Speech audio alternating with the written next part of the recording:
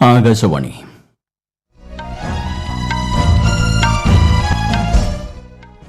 നമസ്കാരം. വാർത്തകൾ വായിക്കുന്നത് ഗോപകുമാർ.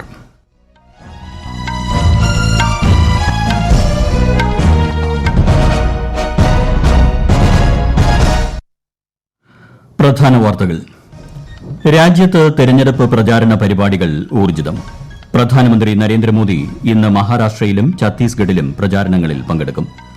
രാഹുൽ ഗാന്ധി മധ്യപ്രദേശിൽ.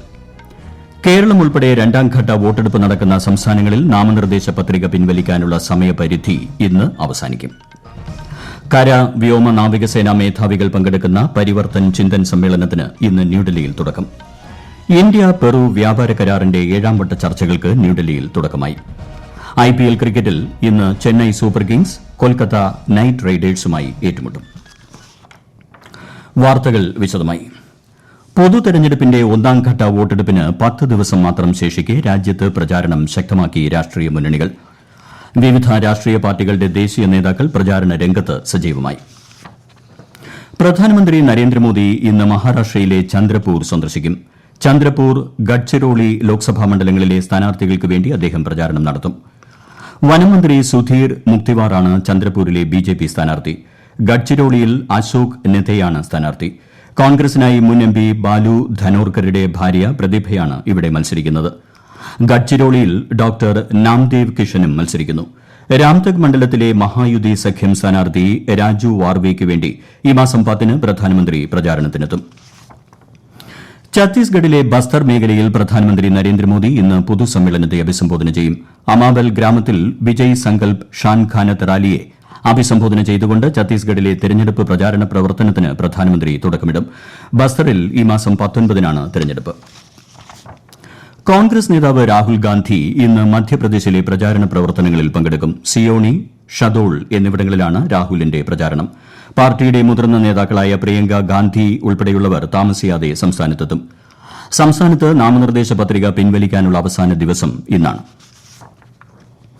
പശ്ചിമബംഗാളിൽ പുരുലിയ മണ്ഡലത്തിൽ തൃണമൂൽ കോൺഗ്രസ് നേതാവും മുഖ്യമന്ത്രിയുമായ മമതാ ബാനർജി പൊതുസമ്മേളനത്തിൽ പങ്കെടുത്തു.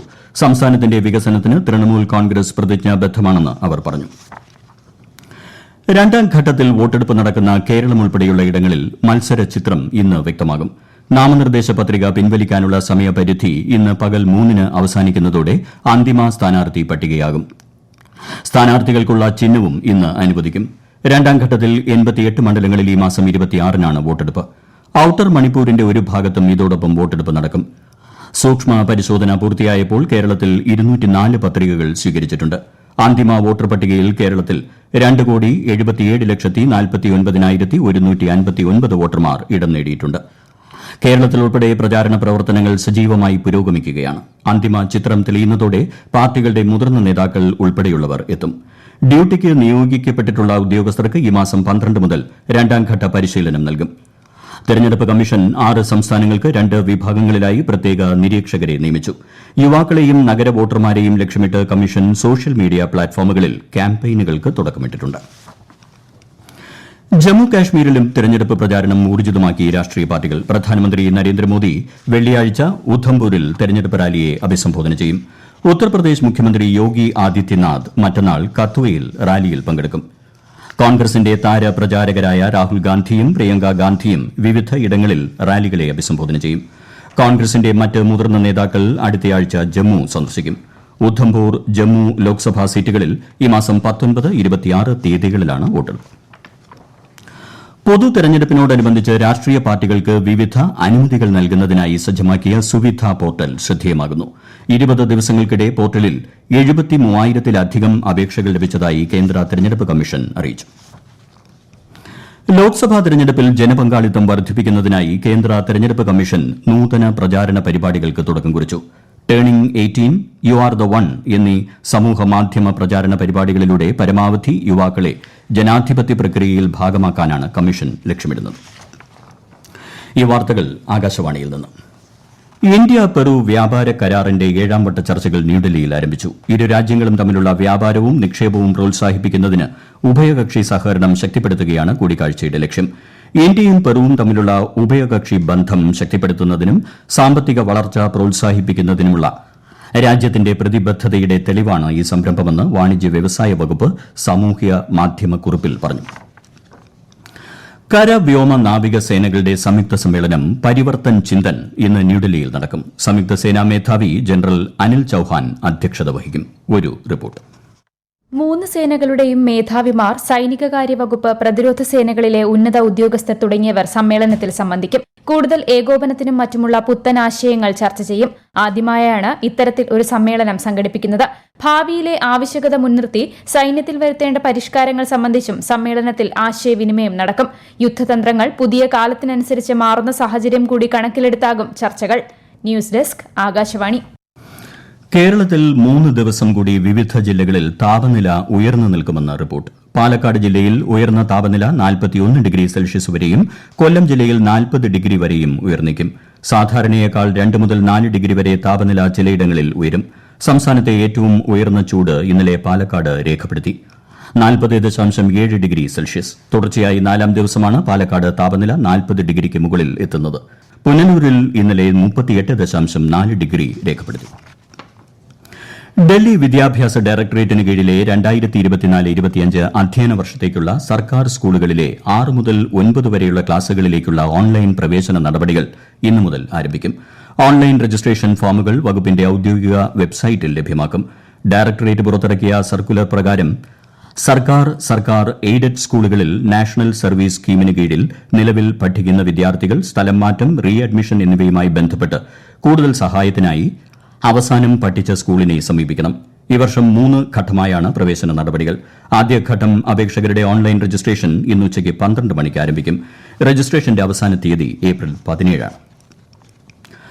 പകർപ്പ് അവകാശ അനുമതിയില്ലാതെ വാണിജ്യപരമായ ഉപയോഗത്തിനായി NCERT പാഠപുസ്തകങ്ങളിലെ ഉള്ളടക്കം പ്രസിദ്ധീകരിക്കുന്നതിനെതിരെ മുന്നറിയിപ്പുമായി NCERT. ഇത്തരം പ്രവൃത്തികൾ ഏതെങ്കിലും വ്യക്തിയോ സ്ഥാപനമോ നടത്തുന്ന പക്ഷം അവർക്കെതിരെ പകർപ്പ് അവകാശ നിയമപ്രകാരമുള്ള നിയമ നടപടികൾ സ്വീകരിക്കുമെന്ന് NCERTയുടെ അറിയിപ്പിൽ പറയുന്നു. അത്തരം പാഠപുസ്തകങ്ങളോ വർക്ക് ബുക്കുകളോ ഉപയോഗിക്കുന്നതിൽ നിന്ന് വിട്ടുനിൽക്കാൻ കൌൺസിൽ പൊതുജനങ്ങളോട് അഭ്യർത്ഥിച്ചു. ഇത്തരത്തിൽ പകർപ്പ് അവകാശം ലംഘിച്ച ടെക്സ്റ്റ് ബുക്കുകളോ വർക്ക് ബുക്കുകളോ ശ്രദ്ധയിൽപ്പെട്ടാൽ ഉടൻ തന്നെ pd.ncert@nic.in എന്ന ഇമെയിൽ വഴി NCERT അറിയിക്കണമെന്നും നിർദ്ദേശിച്ചു. കേന്ദ്രഭരണ പ്രദേശമായ ജമ്മു കാശ്മീരിൽ കഴിഞ്ഞ ദിവസം വൈകിട്ടുണ്ടായ മണ്ണിടിച്ചിലിനെ തുടർന്ന് ജമ്മു ശ്രീനഗർ ദേശീയപാതയിൽ റംബാൻ ജില്ലയിലെ ഖൂനി നല്ലയ്ക്ക് സമീപം വാഹന ഗതാഗതം തടസ്സപ്പെട്ടു. രാത്രിയിൽ ദേശീയപാതയിൽ ഗതാഗതം തടസ്സപ്പെട്ടെങ്കിലും ബോർഡർ റോഡ്സ് ഓർഗനൈസേഷന്റെ നേതൃത്വത്തിൽ ഹൈവേയിലെ അവശിഷ്ടങ്ങൾ നീക്കം ചെയ്തതിനെ തുടർന്ന് ദേശീയപാത ഗതാഗതത്തിനായി തുറന്നുകൊടുത്തു. ജമ്മു ശ്രീനഗർ ദേശീയപാതയുടെ ഇരുവശങ്ങളിലും ഗതാഗതം സുഗമമാണ്.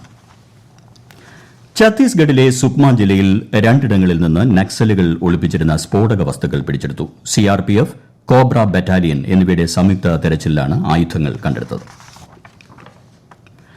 റഷ്യയിൽ നിർമ്മാണം പൂർത്തിയാകുന്ന നാവികസേനയുടെ 2 യുദ്ധക്കപ്പലുകൾ ഈ വർഷം അവസാനത്തോടെ കമ്മീഷൻ ചെയ്യും. INS തുഷിൽ, INS തമാൽ എന്നീ കപ്പലുകളാണ് കമ്മീഷൻ ചെയ്യാൻ സജ്ജമായിട്ടുള്ളത്. ഇന്ത്യൻ നാവികസേനയുടെ ഒരു സംഘം റഷ്യയിലെ കപ്പൽശാല സന്ദർശിച്ച് നിർമ്മാണ പുരോഗതി വിലയിരുത്തി. സൂര്യനെ പൂർണ്ണമായി ചന്ദ്രൻ മറയ്ക്കുന്ന അപൂർവ സൂര്യഗ്രഹണം ഇന്ന് നടക്കും. വടക്കേ അമേരിക്കയിലെ മെക്സിക്കോ, കാനഡ തുടങ്ങിയ മേഖലകളിൽ ദൃശ്യമാകും. എന്നാൽ ഇന്ത്യ അടക്കമുള്ള ഏഷ്യൻ രാജ്യങ്ങളിൽ ഈ പ്രതിഭാസം ദൃശ്യമാകില്ല. ഫ്രാൻസിൽ സ്ഫോടനത്തിൽ 8 നില കെട്ടിടം തകർന്ന് 3 പേർ മരിച്ചു. കെട്ടിടത്തിന്റെ 7ാം നിലയിൽ നിന്നാണ് തീ പടർന്നത്. സ്ഫോടന കാരണം വ്യക്തമല്ല. IPL ക്രിക്കറ്റിൽ ഇന്ന് Chennai Super Kings Kolkata Knight റൈഡേഴ്സുമായി ഏറ്റുമുട്ടും. രാത്രി 7:30 ചെന്നൈയിലെ MI ചിദംബരം സ്റ്റേഡിയത്തിലാണ് മത്സരം. 42 വർഷത്തിനിടെ ആദ്യമായി മോണ്ടി കാർലോ മാസ്റ്റേഴ്സ് സിംഗിൾസ് മെയിൻസ് ഡ്രോയിലേക്ക് പ്രവേശനം നേടുന്ന ആദ്യ ഇന്ത്യക്കാരനായി സുമിത് നാഗൽ. ഫൈനൽ ക്വാളിഫയിംഗ് റൌണ്ടിൽ അർജന്റീനയുടെ ഫക്കുണ്ടോ ഡിയാസ് അക്കോസ്റ്റയെയാണ് നാഗൽ പരാജയപ്പെടുത്തിയത്. പ്രധാന വാർത്തകൾ വീണ്ടും. രാജ്യത്ത് തെരഞ്ഞെടുപ്പ് പ്രചാരണ പരിപാടികൾ ഊർജ്ജിതം. പ്രധാനമന്ത്രി നരേന്ദ്രമോദി ഇന്ന് മഹാരാഷ്ട്രയിലും ഛത്തീസ്ഗഡിലും പ്രചാരണങ്ങളിൽ പങ്കെടുക്കും. രാഹുൽ ഗാന്ധി മധ്യപ്രദേശിൽ. കേരളം ഉൾപ്പെടെ 2ാംഘട്ട വോട്ടെടുപ്പ് നടക്കുന്ന സംസ്ഥാനങ്ങളിൽ നാമനിർദ്ദേശ പത്രിക പിൻവലിക്കാനുള്ള സമയപരിധി ഇന്ന് അവസാനിക്കും. കര, വ്യോമ, നാവികസേനാ മേധാവികൾ പങ്കെടുക്കുന്ന പരിവർത്തൻ ചിന്തൻ സമ്മേളനത്തിന് ഇന്ന് ന്യൂഡൽഹിയിൽ തുടക്കം. ഇന്ത്യ പെറു വ്യാപാര കരാറിന്റെ 7ാം വട്ട ചർച്ചകൾക്ക് ന്യൂഡൽഹിയിൽ തുടക്കമായി. IPL ക്രിക്കറ്റിൽ ഇന്ന് Chennai Super Kings Kolkata Knight റൈഡേഴ്സുമായി ഏറ്റുമുട്ടും. വാർത്തകൾ കഴിഞ്ഞു. അടുത്ത വാർത്താ പ്രക്ഷേപണം വൈകിട്ട് 6:30.